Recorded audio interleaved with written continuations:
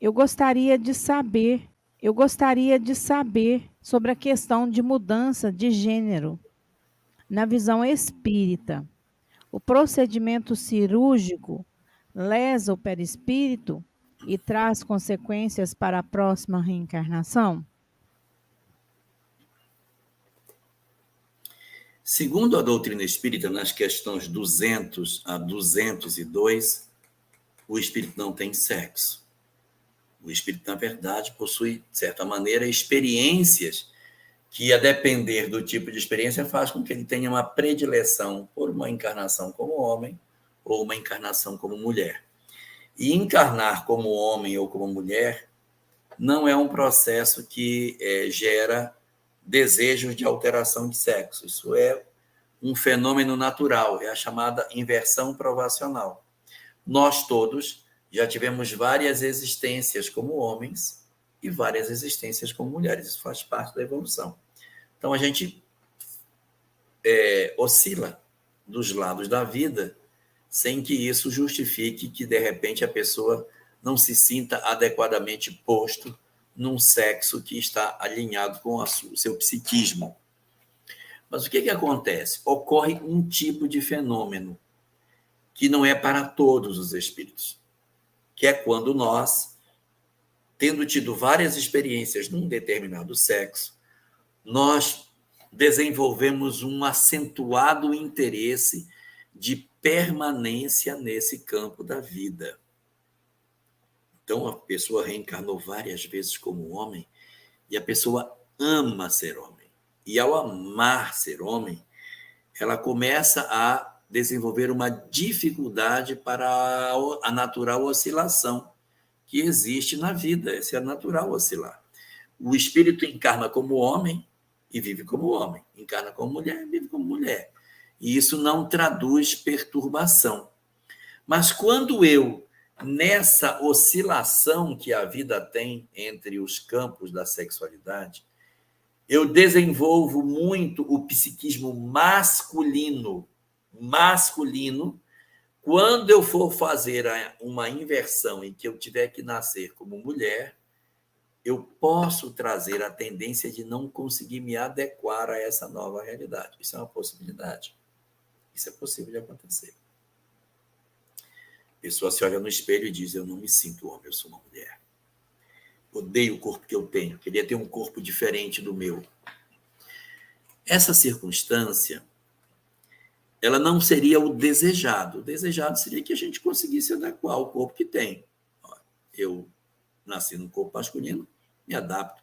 Nasci num corpo feminino, minhas cargas hormonais, todo o processo que eu venho vivendo ao longo da minha infância e adolescência facilita com que eu me adeque a esse corpo que eu tenho. Então, comum fazer essa oscilação.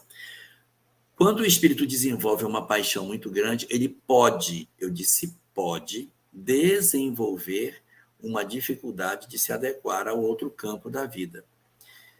E nessa inadequação, ele pode, por exemplo, escolher viver uma vida sem ninguém. Senão, eu prefiro viver sozinho, tenho pouco interesse pelo sexo oposto, vivo bem só. Não quero ter ninguém, vivo a minha vida só e vou levar a minha vida só.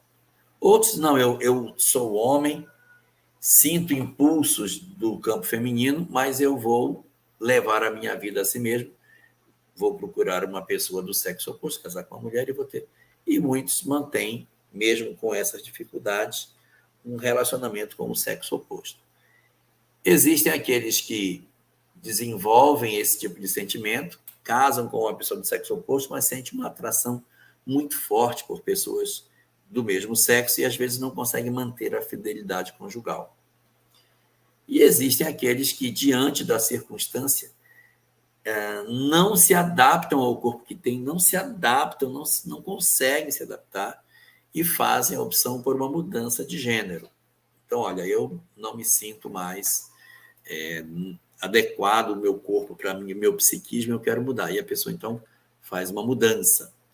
Entre esses que fazem a mudança, tem os que fazem essa mudança para manterem uma relação com alguém de sua predileção em regime de lealdade, de amor, e aí vivem uma vida de recíproco afeto. Mas existem outros que fazem a mudança e não conseguem manter uma relação estável e vivem uma vida de promiscuidade. Diante desse cenário, o que é que a doutrina espírita nos diz?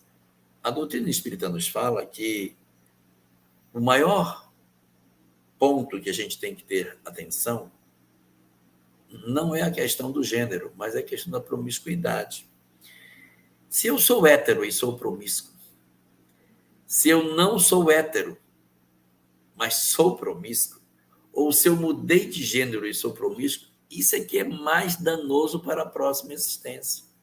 Porque isso cria um vício na alma. E o indivíduo, para se libertar do processo da promiscuidade, é bastante complicado.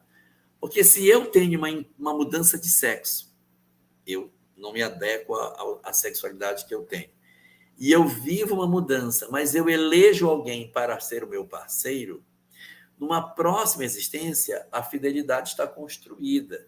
Então, esse indivíduo, numa próxima existência, podendo ter um corpo feminino, ele encarna como feminino e vive a sua vida dentro de uma certa tranquilidade. E o que é promíscuo? O que é hétero e que é promíscuo? O que é homoafetivo e que é promíscuo? E o que é transgênero e é promíscuo? Esse é que tem mais dificuldades espirituais. Então, dentro da leitura daquilo que o Espiritismo nos dá, a primeira preocupação nossa tem que ser com o exercício da nossa afetividade. As discussões de gênero vêm depois, que a gente vai analisar e ver se isso nos atende ou não nas nossas expectativas emocionais, considerando as questões reencarnatórias, os aspectos dos objetivos da reencarnação, para que a gente tome uma decisão dessa natureza. Mas, antes de qualquer coisa, fidelidade em primeiro lugar, porque ninguém viveria de maneira harmônica com muitos parceiros. A tendência é você machucar pessoas e se machucar também. E tudo que nós dermos aos outros, outrem também nos dará. Portanto, para que não sejamos mutilados psiquicamente no futuro, é fundamental que a gente não machuque os outros, para não levarmos em nós as feridas daquilo que produzimos nas outras pessoas. Fidelidade em primeiro lugar, e as outras coisas vêm depois. Na obra de Kardec não há nenhuma referência a homossexualismo. Essa expressão homossexualismo ela já não é mais usada, usa-se hoje homossexualidade, que a ideia de homossexualismo dá a tendência de imaginar que seja uma doença. Então, realmente não existe nenhuma referência à homossexualidade. Nós temos as referências sobre igualdade de direitos do homem e da mulher na lei de igualdade, e temos nas questões 200 a 202 as discussões que dizem que o espírito não tem predileção de sexo. Agora, as questões sobre a homossexualidade a gente encontra em várias obras. Eu lhe diria que Vida e Sexo, de Emmanuel, através de Chico Xavier, uma obra magistral sobre a questão da sexualidade, onde os aspectos da promiscuidade ali são apresentados, principalmente no capítulo 26, que é a margem do sexo, capítulo 24, carga erótica, capítulo 6, compromisso afetivo, são capítulos que tratam isso de maneira bastante forte.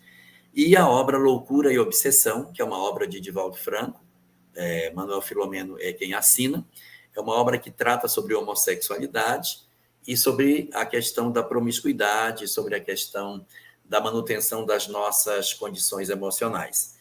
Não sei a edição de hoje, mas na edição antiga, página 296 dessa obra, Loucura e Obsessão, trazia um comentário muito bom sobre a questão de nós nos reservarmos, nos preservarmos a manutenção da nossa integridade emocional para que a gente possa manter o equilíbrio das nossas emoções.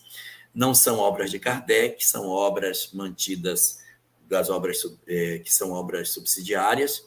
Você pode pegar o capítulo 11 da obra No Mundo Maior, chamado O Sexo, onde André Luiz também faz uma discussão bastante interessante sobre a evolução da sexualidade e esse processo de transição de um flanco para o outro no exercício das experiências reencarnatórias. Talvez aí a gente encontre algum material para compor a ideia sobre essa questão.